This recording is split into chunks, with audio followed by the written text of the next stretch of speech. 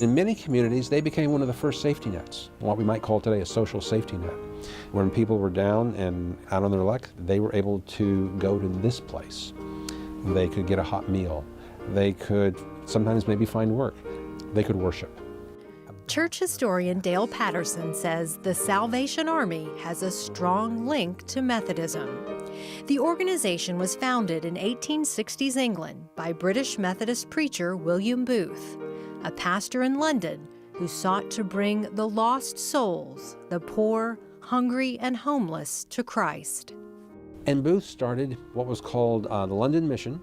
His great discovery was, my goodness, how can I evangelize people who are so hungry they can't pay attention? How do I evangelize people when I'm giving them out tracts and they can't read? How do I help these people? Booth looked to Methodist founder John Wesley for inspiration. Salvation Army theology is very Wesleyan. It is very much part of a larger tradition, often referred to as the holiness tradition. So they look for the positive work of God in the souls of all people. The American Civil War had just ended. The British Empire was growing. Military images were familiar. This provided a framework for the organization. And so he said, we need to be an army for the Lord. We need to provide salvation through our army, heart, mind, and soul. How do we, reach out to these people? From the earliest days, the Salvation Army opened free kitchens and thrift stores. The ministry came to the U.S. in the 1880s.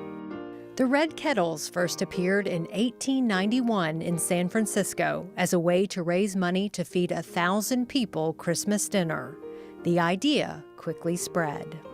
Today, the Kettles raise more than $100 million each year to provide food, shelter, and disaster relief. And the Salvation Army continues in the Wesleyan tradition to serve physical and spiritual needs in 128 countries around the world.